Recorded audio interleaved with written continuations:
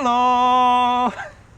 Hello everybody and welcome to the start of the second survival trip here on IGTV Survival. I am Adam and Nick. Hello! If you can tell, that's Nick. We are back here on the boat launch of Lake Onalaska right here. And here's our canoe. And if you could tell, we brought a hell of a lot less than last time. And it is a hell of a lot colder. Can't you feel it? Can you feel it in internet land?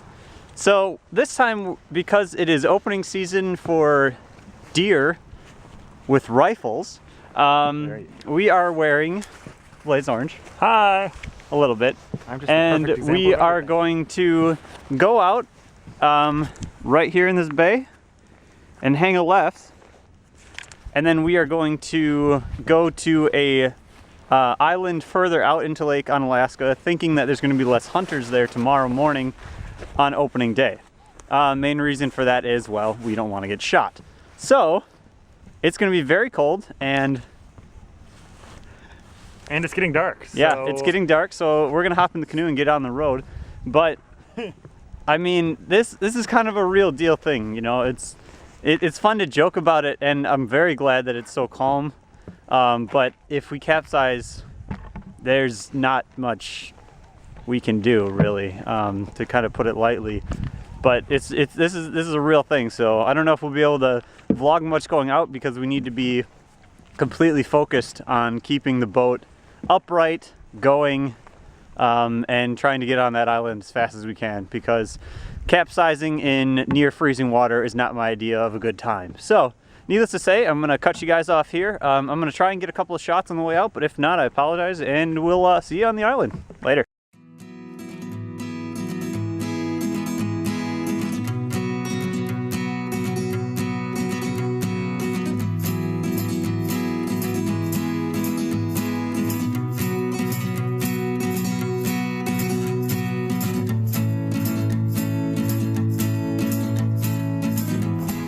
And that's ice. We're gonna hope there's not too much of that when we come back. Yeah, no kidding. This whole bay could be frozen in. That's a good point.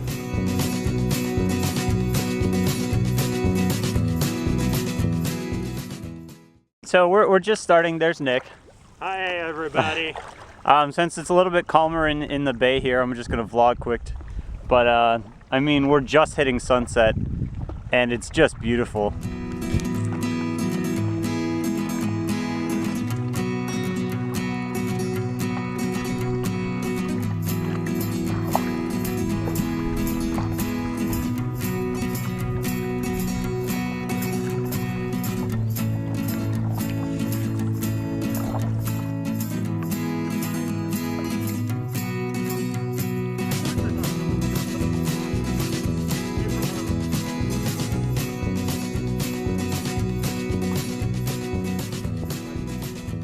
All right, well, I don't know if you guys can see us. We're approaching the island here. That's that. We still have a little bit of light. And if you look back, that's where we came from, that far, far shoreline. Eagles. And these are all eagles. There's so many birds on this island. It's a little scary, but at the same time, there's a lot of bald eagles, which is really, really beautiful, I will admit. Dude, 4 or 5 just took off in one damn tree. Yeah, that's an eagle. Oh, that's gorgeous.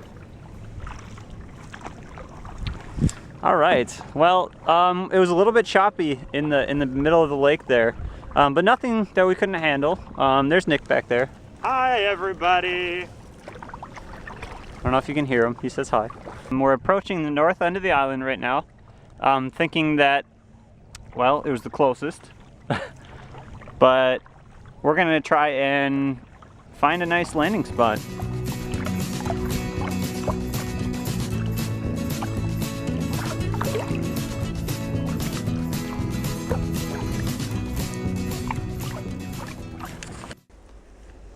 Hey everybody, so we landed on the north side of the island.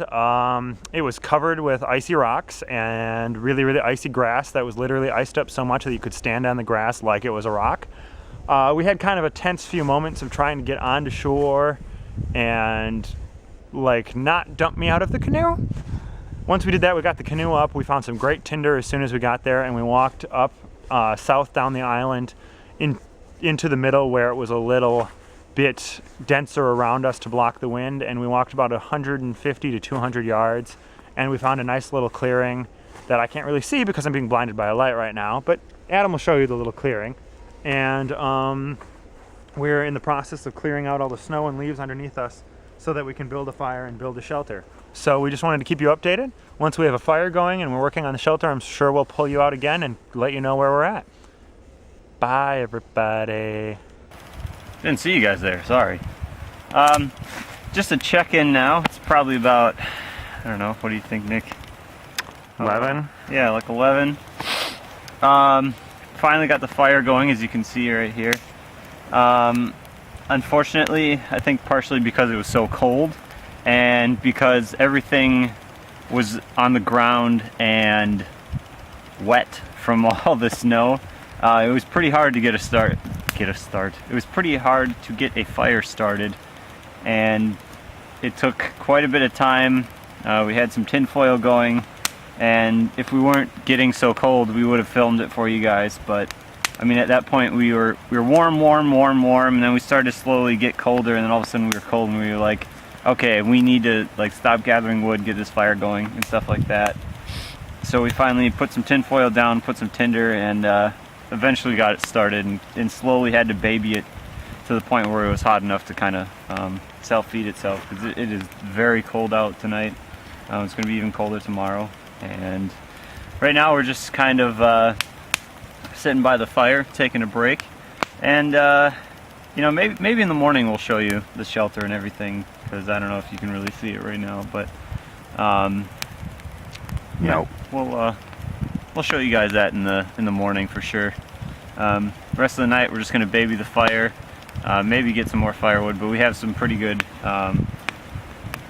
stacks next to us, so we can just kind of wake up and chuck it. Was that a turkey? I have no idea. All of a sudden, blah! Maybe we have breakfast too. Maybe. Oh.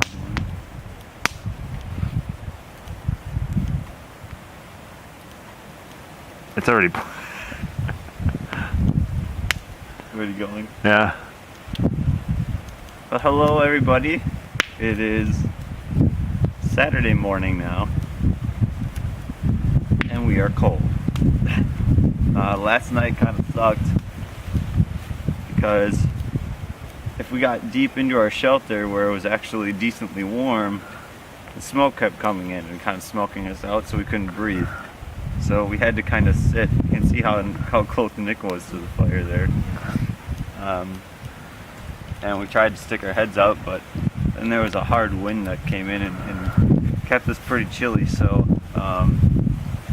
unfortunately today, judging off of last night, I think we're going to end up having to cut this trip short.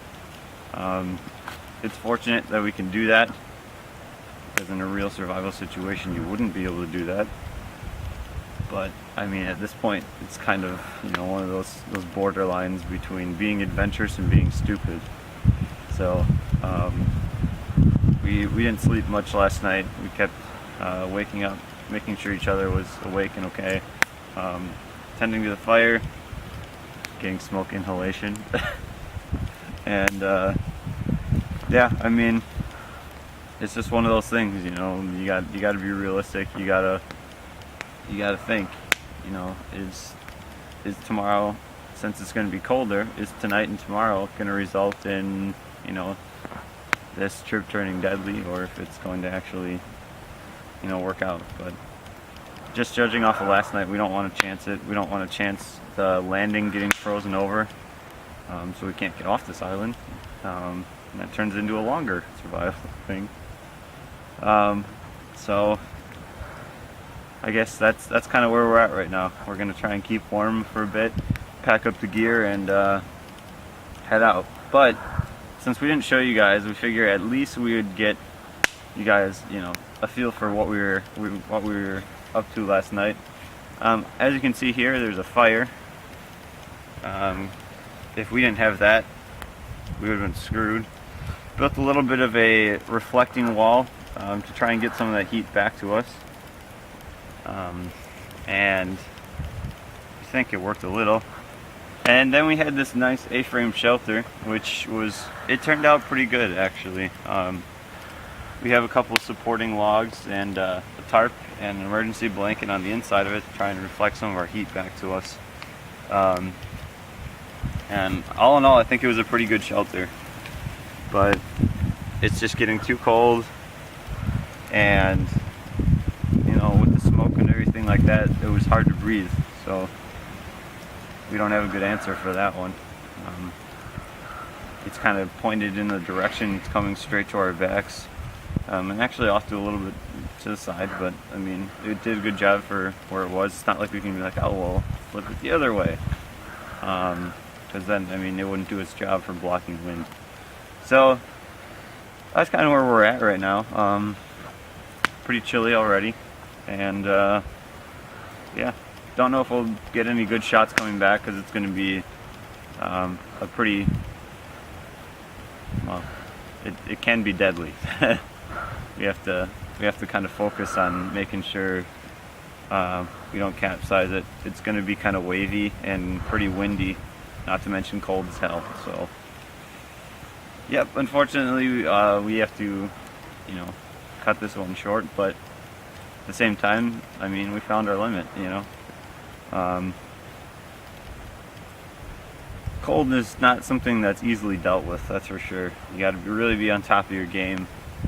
We have, you know, clothes on, we have a fire going, and it still is just a little too chilly. So it's supposed to get down to like 3, no, actually 1 below.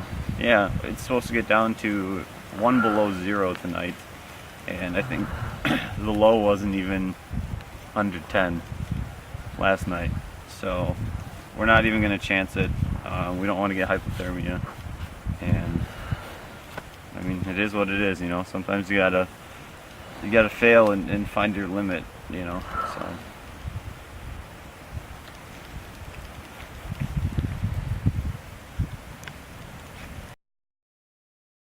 hi everybody.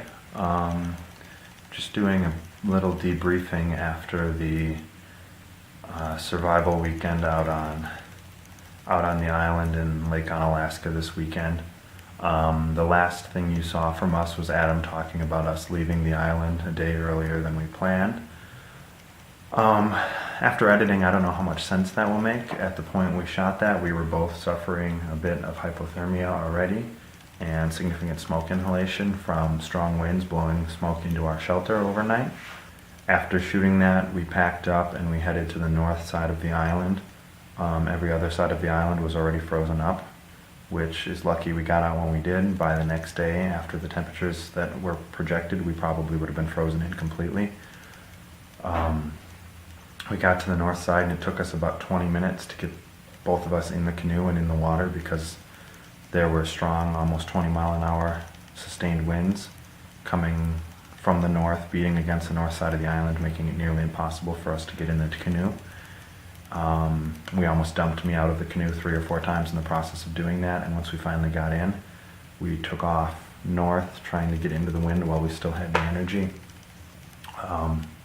At one point coming across, we hit a bit of an area that was already starting to ice up, so we were basically paddling through a slushy, and at about that time Adam started to suffer from severe hypothermia and started to lock up, wasn't able to grip his paddle, and was starting to dry heave into the front of the boat. At that point, I'm not going to lie, I was very scared. I think Adam was very scared. We were starting to have flashes of not thinking we were going to make it across, and not thinking that